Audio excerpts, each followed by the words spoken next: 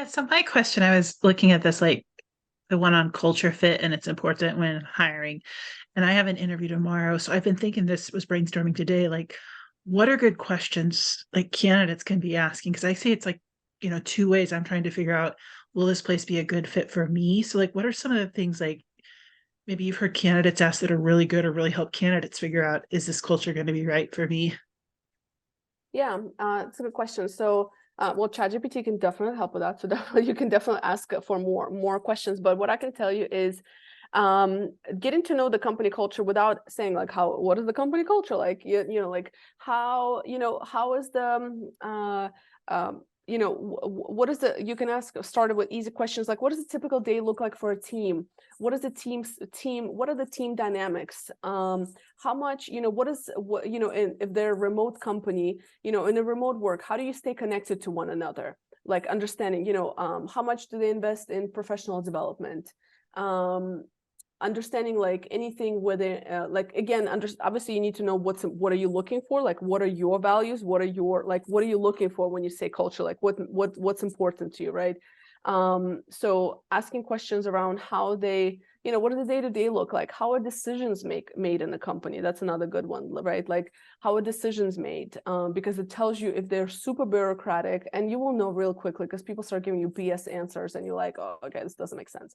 um, what else you can ask? You can ask, how does the team get together? What are some processes you have in place for promotions? That will tell you a lot about the company as well, because it will tell you if it's like, oh, we promote top performers, or it's based on annual reviews. Well, that's not a good place to be, because if all they ever do is once a year reviews, that tells you a lot about the company, right? There's not a mentorship in place, there's not a coaching in place, etc. How do you support employee well-being? So these kind of questions. Ron asked to give some examples of new employees that didn't work out. Absolutely. Another thing you can ask is, just a general good question to ask is, is this a new role, right? Like how long have you been looking for somebody, to understand like the processes, like how do they, how efficient is the company when it comes to screening candidates and so on. So. Thank you. That's helpful. One question that is a little bit controversial, but it has worked for 100% of everybody I've told to ask this question. Some of you might have asked, but when you're interviewing, especially in like second, maybe not with a recruiter. So recruiter, you can ask a recruiter as well, but the last question you should ask as a candidate to whoever you're speaking with, especially like a hiring manager, is to say, I know we've had a very short conversation, we had, et cetera, but based on, my resume, my experience, and what I've shared with you today, what is some hesitation, if any, you may have that I might be a great candidate for this role? So basically, you're just asking for on-the-spot feedback, and it's a win-win, because you will, if they like you, you will know right away. If they give you an answer like, well, we still have other candidates, etc., it's probably a good indication that it's probably not a positive response from them. So this question is a better question to ask a hiring manager versus a recruiter, but it's a good question to ask. It just gives you on the spot feedback, like, hey, like, what's the hesitations you have that I might be a good candidate, and it gives you also information that they might have missed about your experience. So they'll say, well, I wanted somebody who has a little bit more experience in X, Y, and Z. And you're like, oh, shoot, I forgot to mention that, and say, I'm so glad you brought that up. I actually, I did forget to mention that piece. Thank you for sharing. And actually, I did have experience in X, Y, and Z in that part of my career, blah, blah, blah, that you might have forgot. So it's almost like attacking any doubts they have before you hang up and giving you feedback. You will know as a candidate, and most people love that question. If they don't love it, probably if they don't love as a recruiter, or if they feel caught off guard, honestly, probably not the best person to work for anyway, if they take it in any wrong way. But so far, 100% of the time it worked. Howard? Hi, I was gonna sort of follow up on that. Can you see my video okay? Yes, yes, yes, yes. Great. I'm glad to join you. Great presentation. Thank you. Thank you for being here. On that last point, I get a lot of coaching on that question, on wrapping up an interview. And the way I've been coached on that, Elena, is Is there anything that we covered or in my candidacy that you still have concerns about that I can address that way? Now, again, that could be putting them on the spot. But what do you think of asking it in that way?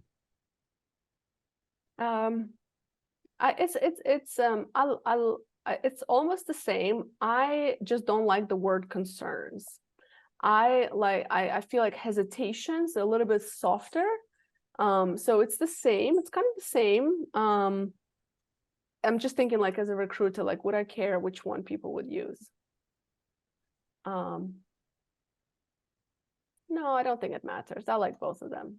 I don't think, I'm just from a recruiter perspective, I like both of them. I don't see any issues with either one. I think it's just a choice of words, right?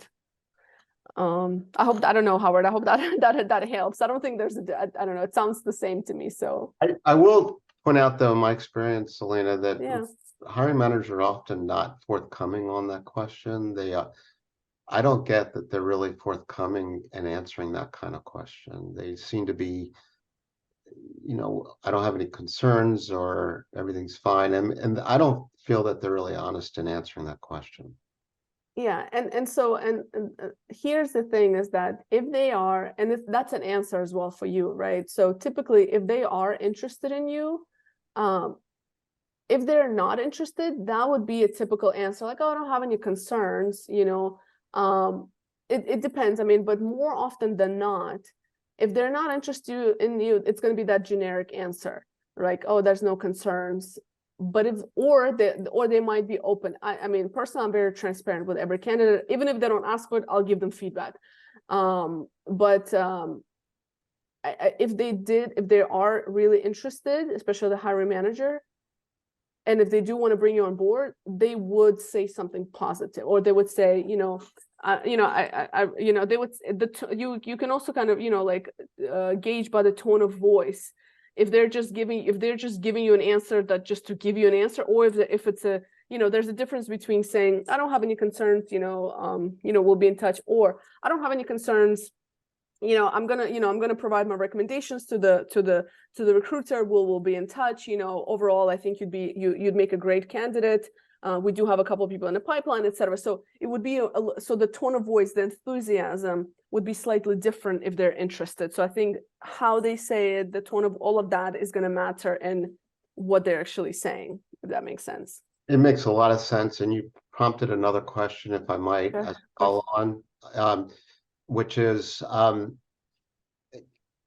would you suggest that we ask for follow-up at the end of an interview? Like, would you ask if it's a recruiter that I'm speaking with, and the next step is for me to speak with the hiring manager, and they're saying that they're going to be recommending me to the hiring manager? I've been told that a number of times, and then I don't have follow-up, or somehow the gears change. There's some kind of internal change where they're not filling the role, or something's changed internally.